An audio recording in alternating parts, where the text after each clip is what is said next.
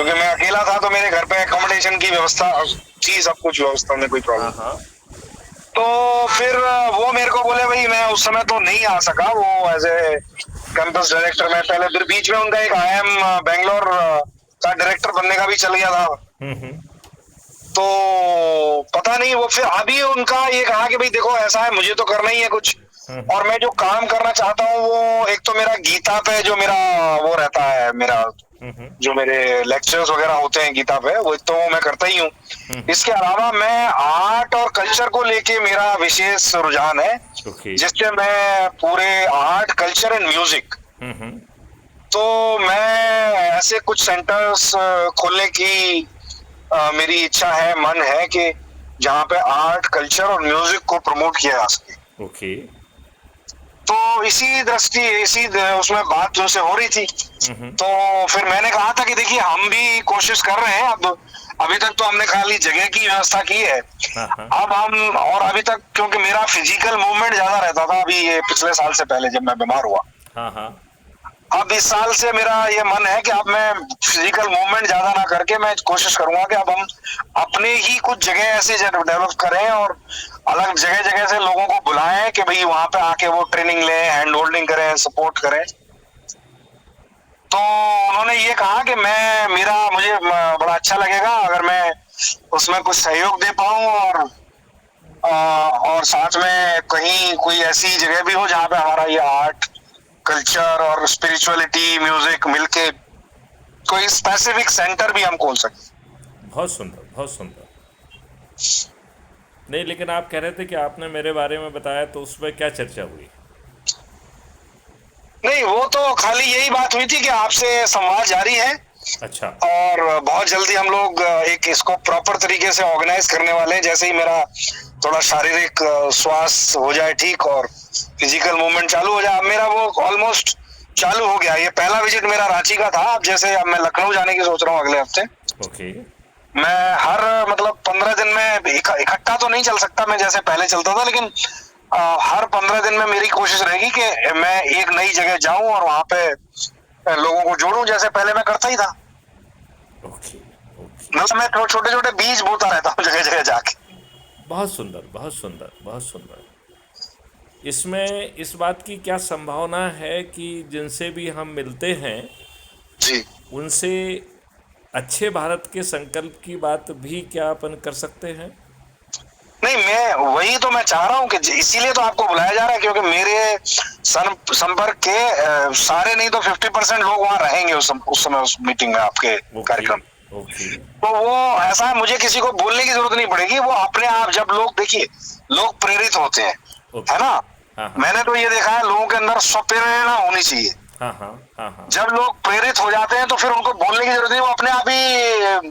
भारत बड़ा विचित्र देश है, माननीय है मैथिली जी। हाँ हाँ। मैंने देखा है कि लोगों को अगर प्रेरणा हो जाए तो फिर बोलने की जरूरत नहीं पड़ती, वो अपने आप ही संकल्प लेते रहेंगे फिर। ठीक कह आपको रहे हैं। पता नहीं है, ऐसी श्रृंखला बन जाएगी कि आप कहेंगे कि करोड़ों लोगों ने ऐसे ही संकल्प ले लिया।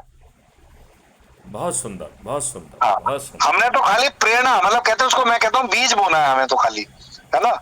या ऐसे कह सकते हो आप, दीपक दीपक जलाना है, दीपक जलाना है, ऐसे कह सकते हो आप। बिल्कुल ठीक बात है। ये दीपक ही है, क्योंकि ये आज की व्यवस्था जो अंधकार है, जी, इस अंधकार से लड़ना मूर्खता है।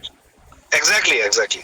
तो इसमें दीपक जलाना है, और ये दीपक जो है, ये अच्छे भारत का संकल्प और दोहरा कर संकल्प जो है, ये वो दीपक है।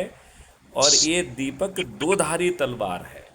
जी जी मतलब जहाँ एक तरफ आपको महापरिवर्तित भारत दे रहा है, वहीं आपको संगठित और संग्रहित करके सत्ता का ताज भी दे रहा है।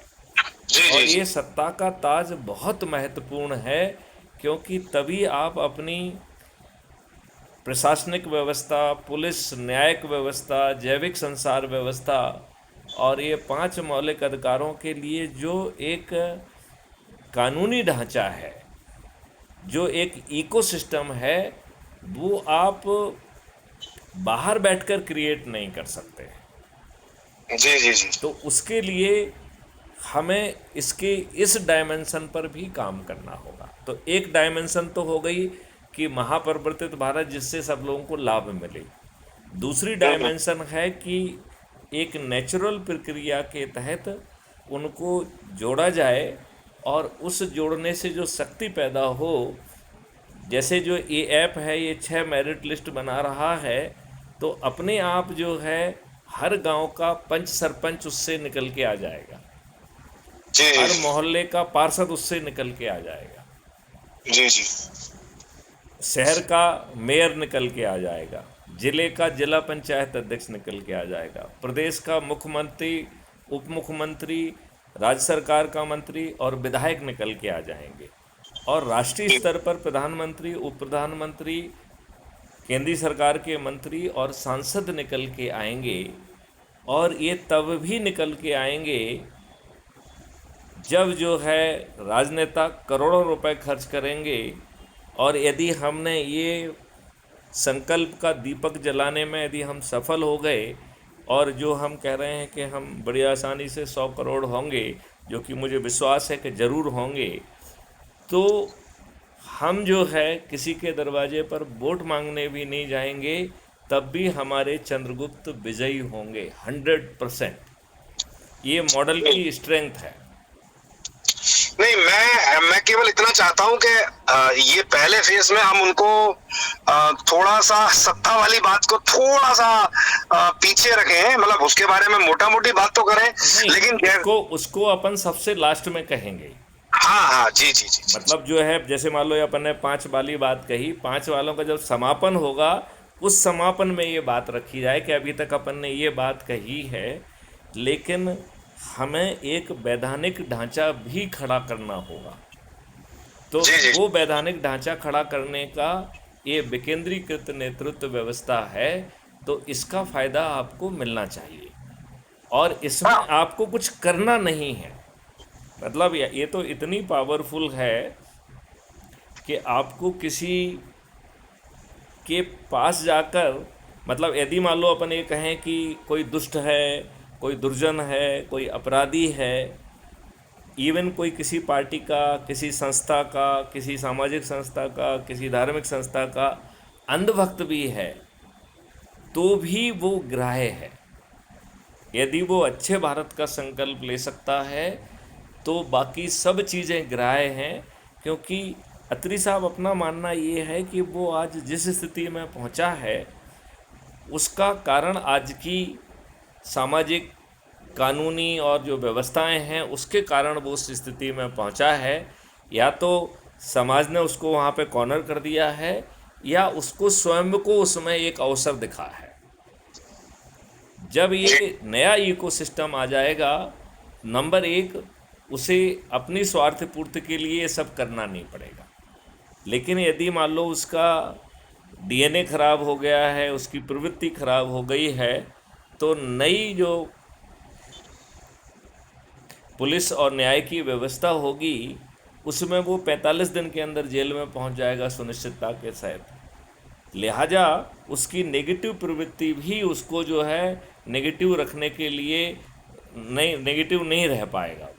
तो इसलिए मुझे आज वो कैसा है इस बात से कोई लेना देना ही नहीं है। केवल अपन को यही देखना है कि क्या हम अपने बच्चों को एक अच्छा भारत सौंप कर देने जा रहे हैं, ये बहुत ज़रूरी है कि नहीं? नहीं, मैं सहमत हूँ। मैं इसीलिए ये कह रहा हूँ कि केवल क्या होता है कि आपके जैसे लोग तो बहुत कम होंगे जो इतने एनलाइटेंड हैं, इस लेवल पे सोच रखते हैं। ज्यादातर जो आम आदमी है वो तो, अच्छा वो क्या करता है, वो उसको इससे मतलब नहीं है कि इसका इम्पैक्ट क्या होगा। वो क्या सोचता है कि बहुत जल्दी से मुझे राजनीति में घुसने का मौका मिल जाएगा इनके बहाने से, वो पूंछ पकड़ के वो राजनीति समझने लग जाएगा ये राजनीतिक प्लेटफॉर्म है। तो मैं इसलिए केवल निवेदन कर रहा हूँ, बाकी आप जैसे उचित समझदार हैं कि केवल राजनीति का अड्डा मतलब ना बने, अपना प्लेटफॉर्म थोड़ा सा इतना ध्यान रखना। नहीं नहीं नहीं, देखिए इसमें कोई राजनीति होना ही नहीं है, ना पहले ना बाद में। ये तो सिर्फ लोगों को अच्छे भारत के लिए जोड़ने की प्रक्रिया है। इसमें बिना राजनीति किए राजनीतिक पावर आएगा, राजनीति कोई नहीं होना है। हाँ, इसमें ना तो कोई आम सभा होगी, हाँ, आपका सेमिनार हो सकता है, लेकिन क्राइम फ्री भारत का जो कोई पॉलिटिकल कोई आम सभा नहीं होगी, तो पॉलिटिकल एक्टिविटी तो होना ही नहीं है, वो तो जीरो है। Political power will be by product of the process of unification. मैं भी वही कह रहा हूँ। तो वो कोई दिक्कत नहीं है, वो कोई दिक्कत नहीं है। बस असल में क्या है, मैं तो आपको केवल जानकारी के लिए बता रहा हूँ, क्योंकि मैंने ऐसे बहुत मीटिंग अटेंड करी है। जैसे ही बात आप सत्ता से रिलेटेड करते हैं, लोग समझते हैं कि भाई ये पॉलिटिकल प्लेटफॉर्म है। वो मिसअंडरस्टैंडिंग हो जाती है। हर आदमी उस लेवल पे नहीं है, सोच के जिस लेवल पे आप हैं, ना किसी ने इतना एडमिनिस्ट्रेटिव और ये एक्सपीरियंस किया है अभी तक। ऐसे बहुत कम लोग हैं। तो मेरा निवेदन रहेगा कि उस चीज को ध्यान रखते हुए आपको जो कहना है करिए। उसमें क्या है, लोगों को इनवाइट, आप तो आह्वान कर रहे हैं ना लोगों को जुड़ने के लिए, उसमें क्या दिक्कत है? हाँ, लेकिन मैं ये बाद में बार बार इस बात को दोहराना चाहूँगा कि इसमें कहीं कोई पॉलिटिक्स नहीं है, कहीं कोई राजनीति नहीं है। वो चीज़ बाय प्रोडक्ट के रूप में अपने आप निकल के आएगी, जिसको हमने विकेंद्रीकृत नेतृत्व व्यवस्था कहा है। तो नेतृत्व निकल के आ रहा है बिना राजनीति के, बिल्कुल बल्कि ठीक है। बल्कि राजनीतिक पार्टियां और राजनेता विलुप्त हो जाएंगे। मतलब अपन राजनेता नहीं बनेंगे, बल्कि राजनीतिक पार्टियां और राजनेता विलुप्त हो जाएंगे। मतलब ये that is a another extreme. जी जी आप जी। राजनीति करने के लिए बात कर रहे हैं, हम कह रहे हैं राजनेता और राजनीतिक पार्टियां दोनों ही विलुप्त हो जाएंगी। इस प्रक्रिया से विकेंद्रीकृत नेतृत्व खुद उभरेगा, हम्म है कि नहीं? हम्म। तो चलिए, बहुत अच्छी बातें हुई, और इनका नंबर भी दीजिएगा, बात करेंगे इनसे, महेश्वरी जी से। क्या सुनील महेश्वरी लिखते हैं या सुधीर लिखते हैं? नहीं, आप प्रोफेसर की बात कर रहे हैं? ये सुनील तो जो है, ये अपने सुनील योगाचार्य वार्ष्णेय है ये। अच्छा, नहीं नहीं, मैं प्रोफेसर साहब की बात कर रहा हूँ। हाँ, अब वो प्रोफेसर, हाँ सुनील माहेश्वरी। अच्छा, दोनों बहुत है कंफ्यूजन मेरे दिमाग में था। दोनों का नाम सुनील है, देखिए दोनों क्या। के नाम सुनील हैं, हाँ। हाँ, तो वो प्रोफेसर सुनील माहेश्वरी है। आप दोनों सुनीलों के नंबर मुझे देना। जी जी सुनील महेश्वरी जी से भी अपन बात करेंगे, जी जी और उनसे ये एक्सप्लोर करेंगे कि वो जब जहाँ जाते हैं, जी। क्या अच्छे भारत के संकल्प की भी बात कर सकते हैं वो। और जब मैं अपन क्योंकि देखो, गीता गीता काय के लिए है? जब जब धर्म की हानि होती है तो धर्म की स्थापना के लिए है। तो अच्छा भारत क्या है? धर्म की स्थापना है ना। जी जी इसमें और अच्छे भारत के संकल्प में रीइंफोर्समेंट है, कॉन्ट्राडिक्शन नहीं है। जी जी। तो यदि उनको लगेगा तो ठीक बात है। नहीं, मैं कोशिश ये करता हूँ, आपने अच्छा पॉइंट रहा है कि ये अगर सुनील माहेश्वरी भी आ सके हम्म तो 2 घंटे का सेशन, हम्म 2 या 1.5 घंटे का सेशन उनका भी रख लेते हैं, क्योंकि उनके लिए अहमदाबाद से जोधपुर आना आधा ही डिस्टेंस है। बिल्कुल ठीक है, बिल्कुल ठीक। और अहमदाबाद से जो है फ्लाइट भी है जोधपुर की डायरेक्ट, कोई दिक्कत नहीं। बहुत सुंदर, बहुत सुंदर, बहुत मैं सुंदर। प्रयास करता हूँ, उनको भी मैं बुलाने की प्रयास बहुत बढ़िया रहेगा, बहुत जी बढ़िया रहेगा। जी जी। और इसमें एटलीस्ट मुझे कॉन्ट्राडिक्शन नहीं दिख रहा है। नहीं नहीं, ठीक है, वो तो समझदारी की बात है। ये तो एक दूसरे को समझने की बात है, समझ लें लोग तो कॉन्ट्रडिक्शन किसी चीज में नहीं है। बहुत सही, बहुत सही। चलिए मंत्री मैं साहब, आपके जी ये भागीरथी प्रयासों के लिए आप साधुवाद के जी जी साधुवाद और धन्यवाद दोनों के ही हकदार हैं। जी जी जी तो मैं आपका जो है अभिनंदन करना चाहूँगा, वंदन करना चाहूँगा जी कि जी आपका ये भीष्म प्रतिज्ञा सफल हो और जी इसका लाभ लोगों को मिले। जी जी। और थैंक यू लाभ वेरी जब मच। जब हम लाभ कह रहे हैं तो उन्हें अच्छा भारत मिले। और जब हम राइट। अच्छा भारत कह रहे हैं तो 5 मौलिक अधिकार और 21 महालक्ष्यों, जिसमें प्रशासनिक व्यवस्था से लेके पुलिस व्यवस्था से लेके हर चीज़, इंक्लूडिंग जैविक संसार, उनको जो ना मिले, जी जी अद्भुत जी। गौशालाएं मिले। बहुत सुंदर, बहुत सुंदर। नहीं, मैं असल में आपको शायद वैसे तो जानकारी होगी नहीं होगी, तो मैं आपको दे देता हूँ कि मेरी एक नई किताब आ रही है अभी इस साल। Okay India of our dreams, a blueprint for new India. Okay. Hindi में इसको बोलेंगे हमारे सपनों का भारत, हाँ हाँ। नए भारत के निर्माण का नक्शा। वाह, सुंदर। ये मेरी किताब, मैंने असल में, मैं इसको अपनी किताब भी नहीं कहूंगा, मैं केवल इसका संकलित करता कहा जाऊंगा। ओके। ये पूरे देश और दुनिया के करीब 400-500 लोगों के मतलब व्यूज का एक पब्लिक डॉक्यूमेंट है, ओके जो मैंने माननीय मोदी जी को जब ये प्रधानमंत्री बने थे, ओके तो मैंने इनके जो मिनिस्टर ऑफ मतलब जो प्राइम मिनिस्टर ऑफिस में जो मिनिस्टर होता है, उनको जितेंद्र सिंह थे, वो डॉक्टर जितेंद्र सिंह, हाँ जम्मू कश्मीर वाले, हाँ हाँ तो वो मैंने इन द बुकलेट फॉर्म में वो उनको दी थी। ओके क्योंकि जब इनका डॉक्यूमेंट बन रहा था बीजेपी का, जब ब्लूप्रिंट बन रहा था इनका, जो इसको विजन डॉक्यूमेंट बोलेंगे, हम्म तो उस विजन डॉक्यूमेंट के बनाने वाले दो मेरे बहुत क्लोज के व्यक्ति थे। ओके एक नाम था विनय सहस्रबुद्धे, जो मेंबर ऑफ पार्लियामेंट बन चुके हैं, ओके और एक थे केजे अल्फोंस, जो एक आईएएस अधिकारी थे, और उन्होंने मतलब रिजाइन कर दिया था, फिर वो बाद में एमएलए बने केरला से। मैं एक्चुअली चाहता ये था कि वो नई दिल्ली कंस्टिट्यूएंसी से चुनाव लड़े, ओके तो उन्होंने कहा मेरा तो दिल्ली में कोई बेस नहीं है, मैं तो केरला का हूँ, तो वगैरह वगैरह वो बहुत सारी बातें, वो चुनाव नहीं लड़े। लेकिन वो ये डॉक्यूमेंट बनाने की इस कमेटी के चेयरमैन वही थे। वाह बहुत सुंदर। तो वो जब डॉक्यूमेंट मैंने उनको दिया, तो उन्होंने कहा कि आपने तो हमें ऐसी चीज दे दी है कि जिसकी तलाश में हम घूम रहे थे। लेकिन आज जो है 11 साल होने के बाद, क्या आपको लगता है कि उन्होंने उस डॉक्यूमेंट का कुछ हिस्सा भी इम्प्लीमेंट किया है? नहीं, मैं अभी उसी बात पे आ रहा हूँ। मैं आपको बता देना चाहता हूँ कि जब मैंने ये डॉक्यूमेंट जो है फॉर्मल रूप में जितेंद्र सिंह जी को सबमिट कर दिया, तो उन्होंने कहा मैं जरूर माननीय प्रधानमंत्री जी से इस पर बात करूंगा और इसको आगे बढ़ाएंगे, ऐसे करके उन्होंने मुझसे कहा। जी और इन्होंने तो बहुत सारे पॉइंट्स उसके अपने विजन डॉक्यूमेंट में ही डाले थे, अपने जो इनका क्या बोलते हैं उसको, मैनिफेस्टो ओके विजन डॉक्यूमेंट जो इन्होंने लॉन्च किया था उसमें, और मैनिफेस्टो में अपने बहुत सारे पॉइंट डाले थे। बल्कि कुछ पॉइंट्स पे हमारी बहस भी हुई थी, उन बहस को लेके उन्होंने कहा था कोई नहीं, पहले सरकार तो बनने दो, ठीक कर लेंगे बाद में। तो जब इनकी सरकार बन गई, तो मेरी आदत है, मैं मतलब शालीनता से विनय जी से मिलने गया और अल्फोंस जी से भी मिला कई बार। तो मैंने इनसे कहा कि भाई अब आप उसको लागू कराइए जो आपने बातें कही थी। तो उन्होंने कहा कि लागू कराना तो बहुत दूर की बात है, हमारा रोल तो केवल वो डॉक्यूमेंट बनाने तक था। हमारा रोल जो है, बोले हम तो वो बात प्रस्तुत तक नहीं कर सकते प्रधानमंत्री को, आप तो बात कर रहे हो लागू कराने की। तो अब आपको मैं फिर से एक मूल विषय पर ले जाता हूं, जिसके बारे में अपन कल चर्चा कर रहे थे जी, कि देश के प्रधानमंत्री को इंडिविजुअली कोई शक्ति नहीं है, काउंसिल ऑफ मिनिस्टर में ही सभी शक्तियां निहित हैं। हाँ, आपने बोला था कॉन्स्टिट्यूशन में यही लिखा गया है। यही लिखा है।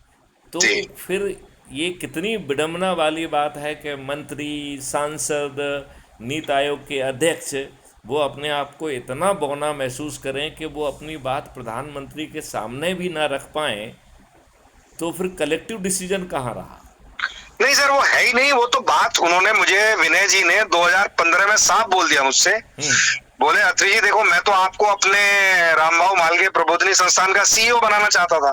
मुझे उन्होंने प्रस्ताव दिया था, मेरे काम को देखते हुए और मेरे बारे में जब उनको जानकारी मिली और मैं जब उनसे मिला, वहां गया था, मुझे MS स्वामीनाथन ने इनवाइट किया था वहां पर। ओके उससे पहले मुझे गडकरी के माध्यम से मेरी चिट्ठी और मेरे कार्य के बारे में जानकारी उनको हो चुकी थी।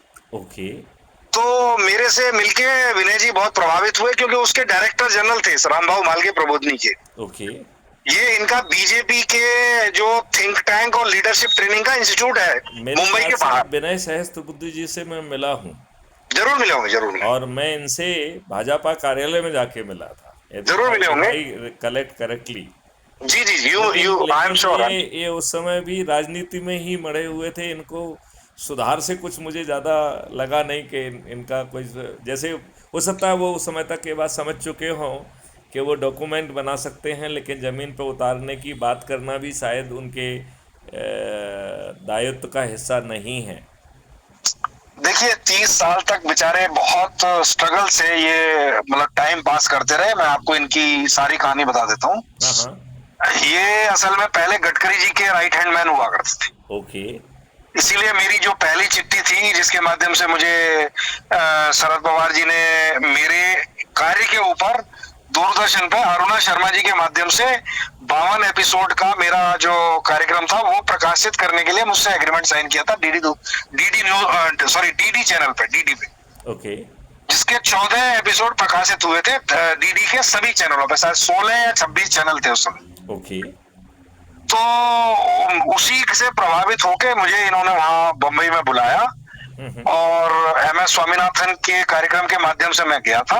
तब इन्होंने मुझसे कहा कि आप इसका CEO बन जाइए, हम किसी यंग आदमी की तलाश में। मैं उस समय काफी यंग हुआ करता था, ओके मतलब मेरी उम्र रही होगी कोई 35-40 के बीच में। ओके, तो बहुत ही यंग थे। हाँ हाँ हाँ जी, हाँ जी, ये करीब 13-14 साल पहले की बात है। ओके तो मैंने विनय जी से निवेदन किया कि देखिए मैं बम्बई में मैं सेटल नहीं हो सकता, क्योंकि मेरे पास कुछ जिम्मेदारियां हैं और मैं मतलब मेरा जो कार्य क्षेत्र है ज्यादातर नॉर्थ इंडिया रहा है। यहाँ की लोकल भाषा भी नहीं आती मुझे और बहुत सारे इश्यूज हैं। तो मैं चाहूंगा कि कभी आप अपना लीडरशिप सेंटर अगर नॉर्थ इंडिया में कहीं एस्टेब्लिश करेंगे तो मैं उसकी नेतृत्व करना चाहूँ। ओके तो एक तो मैंने ये कहा, दूसरा मैंने ये कहा कि फिर मेरा उनसे संवाद होता रहा। तो जब ये डॉक्यूमेंट वगैरह, तो मैं उनसे मिलता रहा, बीच बीच में हालो हाय करता रहा। तो 2015 में मैं इनसे लास्ट मिला। मुझे उन्होंने साफ बोला कि देखिए मैंने आपके कहने पे जो मैं कर सकता था वो मैंने किया, लेकिन मेरी जो क्षमताएं हैं वो लिमिटेड है, मैं इससे ज्यादा नहीं कर सकता। मैंने आपका संदेश पहुंचा दिया। तो मुझे समझ में आ गई, क्योंकि बाद में मुझे पता चला कि 30 साल तक ये बेचारे बड़े स्ट्रगल करते रहे। अच्छे आदमी है, अच्छा, लेकिन भले हाँ, हाँ भले आदमी है, स्ट्रगल करते रहे। इन्हें कभी कोई पावर पोजीशन नहीं मिली। हाँ, अब पहली बार इनको मौका मोदी गवर्नमेंट में राज्यसभा से MP बनने का मौका मिला और फिर इन्होंने पाला बदल के, मतलब गडकरी का वो छोड़ के अपना पाला जो होता है ना, इनमें भी पार्टियों में सब ग्रुप होते हैं, गुट को छोड़ के, हाँ वो गुट छोड़ के फिर इन्होंने मोदी जी का ग्रुप ज्वाइन कर लिया और वहां पे इनको बाद में ये डॉक्यूमेंट बनाने की वजह से राज्यसभा का मौका मिला। फिर ये इंडियन एक बॉडी है, Indian council of cultural relation, बड़ी पावरफुल बॉडी है। अच्छा, ICCR बोलते हैं उसको। ये पूरे दुनिया में भारत के सभ्यता और संस्कृति को प्रमोट करने के लिए इनके पास बहुत बड़ा बजट होता है। Okay ministry of culture and इस तरह की कोई बॉडी है, उसके अंडर में ये आता है पूरा। तो उसके भी ये DG बन गए और वहां पे ये पहली बार पावर पोजीशंस में आए। तो ये काफी मतलब उसमें इतने अस्त व्यस्त हो गए। फिर उन्होंने सोचा यार जो मेरी मतलब क्षमता थी उससे ज्यादा मुझे मिल गया, मैं ज्यादा पंगेबाजी न लड़ाऊं, बस अपना चुपचाप बैठा बैठा कुछ करता रहूंगा। और भी बहुत सारी बातें जो मैं फोन पे नहीं बता सकता आपको। नहीं, विशेष तौर पे हमारी तो हर बात रिकॉर्ड होती है, तो हाँ जी, हमें उस मर्यादा का हमेशा ध्यान रखना चाहिए। जी जी जी, इसीलिए मैं कह रहा हूँ। हाँ, क्योंकि हमें अनइंटेंडेडली ऐसी कोई बात नहीं कहना चाहिए जिससे किसी की भावना को ठेस पहुंचे, क्योंकि उद्देश्य तो बड़ा है ना। जी जी जी, मैं इसीलिए उनका, हाँ, बड़े उद्देश्य में हमें अपने आप को थोड़ा सा ऊपर उठाना पड़ेगा, बिल्कुल बिल्कुल, और लोगों की भावनाओं का भी ध्यान रखना चाहिए। नहीं मैं बिल्कुल सहमत हूँ इस बात से। मैं इसीलिए कह रहा हूँ कि जो मेरी जो किताब आई उसमें मैं ऑफिशियली अनाउंस करूंगा कि ये डॉक्यूमेंट माननीय प्रधानमंत्री जी को पहले इनके मैनिफेस्टो के और विजन डॉक्यूमेंट के माध्यम से, और फिर बाद में सरकार बनने के बाद मंत्री जी के माध्यम से प्रधानमंत्री जी उसे इम्प्लीमेंट नहीं किया है इन्होंने, इम्प्लीमेंट नहीं किया। इसलिए मजबूरी में अब मुझे ये डॉक्यूमेंट को पब्लिक करना पड़ रहा है। और ये डॉक्यूमेंट मेरा व्यक्तिगत डॉक्यूमेंट नहीं है, इसमें 400-500 लोगों का सहयोग है, जिसमें से हमने ये जो आपका ये डॉक्यूमेंट है और जो हम बहुत सारे चीज़ों को कह रहे हैं, उनमें कुछ समरसता है, कुछ एक रूपता है। हाँ, बहुत सारी बातें कॉमन है। मैंने आपकी भी कुछ चीजें पढ़ी हैं, तो उसमें बहुत सारी चीजें मिलती हैं, इसीलिए मुझे उसमें इंटरेस्ट है। और मैं भी उसको बस फाइनल रिफाइन करने की कोशिश कर रहा हूँ। एक बार फिनिश प्रोडक्ट तैयार हो जाए तो फिर मैं आपके सामने भी प्रस्तुत करूंगा कि ये आप इसमें कुछ ऐड करना चाहें तो आप भी ऐड कर सकते। नहीं, आप उसमें चाहें तो एक अनेक्जर हमारे डॉक्यूमेंट्स का भी लगा दें। हाँ, वो भी कर सकते हैं, वो भी कर सकते। नहीं, उससे क्या रहेगा कि आपकी पुस्तिका में चला जाएगा ना वो। नहीं, मैं सहमत हूँ, वो बिल्कुल कर देंगे, उसमें कोई दिक्कत नहीं। हाँ, उससे क्या रहेगा कि the things will go on record. एक 400 बिल्कुल बड़े लोग हैं तो एक डंडा छाप पुलिस वाले का भी व्यू आ जाएगा उसमें। नहीं नहीं बिल्कुल नहीं, ऑलरेडी उसमें कई पुलिस वालों का है ही ऑलरेडी, उसमें क्या बात है। उसमें तो जैसे B.R. लाल है, मेरे बॉस भी रहे, मेरे मतलब मेरे फादर फिगर थे वो, हाँ हाँ। उनके भी बहुत सारे इनपुट हैं। और भी कई लोग हैं, मैं नाम मेरे को इमीडिएटली याद नहीं आ रहा है, जो जो मेरे संपर्क में रहे। हाँ, वो सरदाना साहब, वो भी जिस संस्था का मैं सेक्रेटरी जनरल एंड CEO था, तो VV सरदाना साहब जो है वो उसके चेयरमैन हुआ करते थे। बहुत सुंदर, बहुत सुंदर। सरदाना साहब जो थे त्रिपुरा के DGP रहे, ओके ओके। और वो बाद में यहाँ फरीदाबाद में सेटल हो गए। और मतलब मैं इस तरह का संतत्व वाला व्यक्ति मुझे कभी पुलिस में नहीं मिला कम से कम। मतलब मुझे लगता ही नहीं था कि वो इस पुलिस अधिकारी हो, मैं तो सोचता ये संत है। ठीक है, ठीक बात है। जी जी संत का लवादा ओढ़ने वाले, औरत की ड्रेस पहन के राधा बनने वाले तो बहुत मिल जाएंगे, लेकिन जी जी संतत्व तो रखना जी और जी जी संतत्व तो दिखाना, ये दोनों बिल्कुल। में बड़ा फर्क है। हाँ जी, वो मैंने सरदाना साहब के साथ देखा जी, बिल्कुल। जी जी। इनफैक्ट अच्छा हुआ आपके माध्यम से याद आ गई, मैं उनसे कई साल से मिला भी नहीं हूँ, और किसी दिन जाके आई विल ट्राई टू पे माय रिगार्ड्स टू हिम। चलिए, हमारा भी उनको रिगार्ड्स कहिएगा। जी जरूर जरूर, थैंक यू वेरी मच। नमस्कार, जय हिंद, जय भारत, वंदे मातरम, जय गुरु, जय गुरु।